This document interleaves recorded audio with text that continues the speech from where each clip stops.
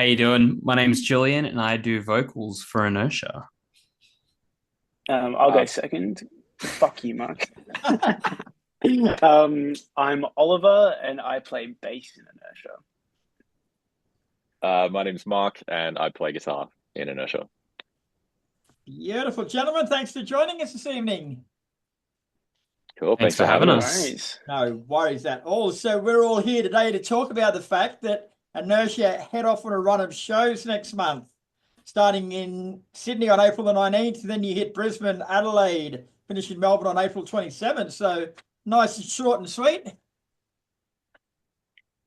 Yeah, yeah. We just wanted to hit the capital cities, and hopefully we can get to some of the regional spots later on in the year.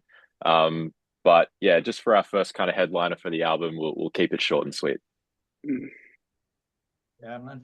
The tour is to promote last year's album, or debut album actually, from Inertia called Second Shadows. So how's the reception been to that? Yeah, Yeah, the reception's reception. Oh, yeah, you go, you go, Julian. Ollie. All right, fine, I'll go. Reception's been really good. Honestly, yeah, exceeded expectations for us. Yeah, streams are like going really well. And like live, people seem to receive the songs really well as well. So yeah, it's blown expectations out of the water. And speaking of expectations, guys, like as a band going in with a debut album, what are your expectations? Like, do you have any in the modern age? Oh, that's actually a good question. I think I don't know, even just from a band perspective, I think it's just do better. Each record needs to be bigger and better. You never, I don't think we go into an album thinking we're going to get a specific result. We just write the best music that we can at that given time. And yeah, just kind of push ourselves to be better. It's yeah, the result in terms of, how fans you know, latch onto the record and the streamings and everything's all secondary to just, making good music from us, from our point of view first. If we don't like it, then I guess that's a bigger issue.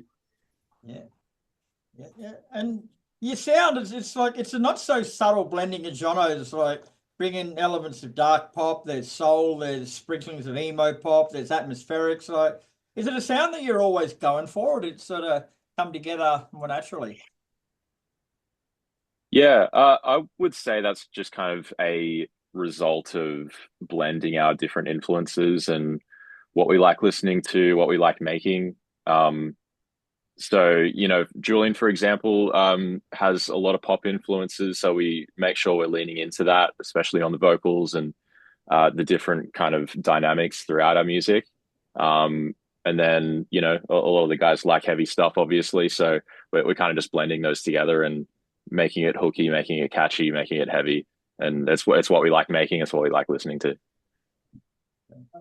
So describe a typical live show from Inertia for those who might not have seen you before. Mm. Yeah, Mm. Ollie, how would you describe it?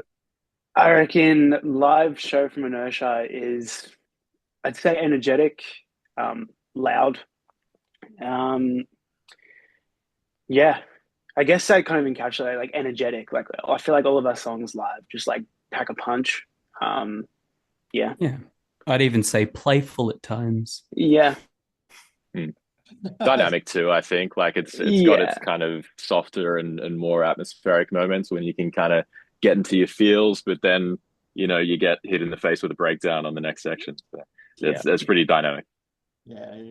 And speaking of genres too, like reading through your press release, guys, it describes you as smooth metalers, which is a first for me. It sort of sounds quite sultry, doesn't it? Yeah, there's like all these new genres of music kind of popping up in the post TikTok age. We have a genre that I think everyone's calling baddiecore, which seems to be smooth metal Hmm. adjacent. But I think it's never something we strive to kind of, put in a box. We don't want to be just smooth metalers. We want the opportunity to do anything that we feel like doing. On the album, we have, one of our heaviest songs, Dominion, which I think goes quite on the opposite side to what smooth metal is. But I think it's just yeah, having casting a wide net, but metal's definitely the umbrella that we sit under. But there's so much room to explore within that. within that heading.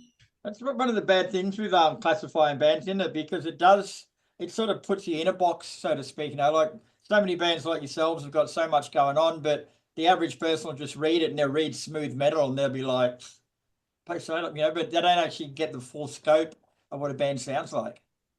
Exactly. Yeah, that's right. We've I got was breakdowns. Yeah, exactly. I was reading recently Deftones were having like an issue with that too, with the whole new metal genre. And once you put that under that umbrella, you're talking about bands like Korn and you know uh Static X, but they're all very different. So I think it's important to have genres and to kind of classify things so that you can find things easier, things that you might enjoy easier. But at the same time, it's good to keep an open mind and cast a wide net and see what happens.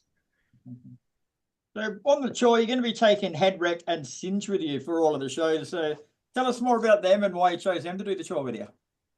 Headwreck are awesome. They're like low tuned, just like us, playing like genty kind of stuff with hooks, very similar to us. So I feel like that's why we kind of picked them. It's like same kind of realm. And Singe is a bunch of our boys. We've been mates with them for ages, and we wanted to bring some mates on a tour, so we'll chuck them on the package as well. And they're really cool. They're like more progressive metalcore, like the riffs are real techy, and yeah, it's very, very cool. All right. Really, really stoked on the lineup. Yeah, good. You've only just actually completed a tour with In Heart's Wake, Relica, and Ocean Sleeper. So that was a 2-month run, guys. How was that? Yeah, that was awesome. First time playing with In Heart's Wake, and we've toured with both Ocean Sleeper and Relica before, so lots of new friends, lots of old friends. Lineup was sick, shows were cool. We hit a lot of spots that we hadn't been to before, which was great. We did have to miss out on Cairns and Townsville because they got flooded when we were there, so couldn't get to the shows. So one day we should make it back up there, but apart from that, the tour was really sick. It was a good experience. 2 months is a pretty long tour to be on. So what sorts of things do you learn about the band and about yourselves being on a tour like that? Yeah, that's a good one. So we decided to travel in an RV for the Queensland shows, and so being in tight, confined spaces with 4 other guys, has its limits, and I think that's pretty much what you learn. Just like being in any team, everyone has their own kind of ways of working and their own limits. Being away from family, pets, things like that, and also just dealing with with everyone else's kind of energy. One person might wake up a little bit tired from the last day and just kind of kick off a little bit slower than the other person's just up and ready, has had like 10 Red Bulls and ready to take on the day. So I think it's just learning to kind of respect where everyone's at on the day, but also knowing that we got a job to do. We want to put on a good show day in every single day, and taking care of each other is part of that gig. So with 3 Aussie bands on the road, guys, I'm guessing there were some pretty good tour stories to be had. So tell us the best one that you can actually tell us.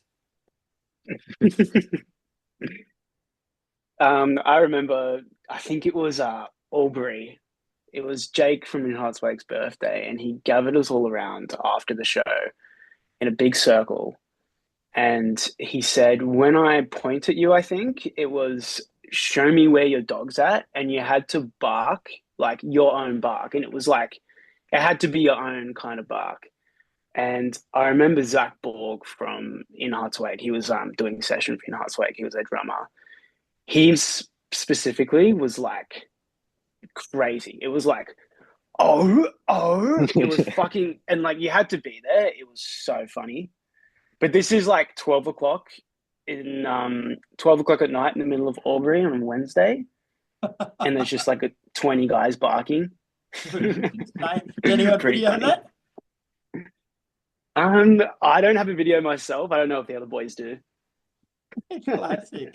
And the second Shadow Australian tour winds up on April the 27th, guys. So what's next for Inertia after that? You got plans for the rest of the year? We've been just talking about writing new music and um, getting the next release kind of planned out. Nothing super solid to report really, but just I guess the big picture for us is just working on new music and hopefully some more touring towards the end of the year. Very nice. But this tour does kick off in Sydney on April the 19th. So where can people find out more about it or buy tickets? Yeah, probably just on our Instagram is the best place for us. We post a lot on there. But then destroyallines.com will have all the ticket details.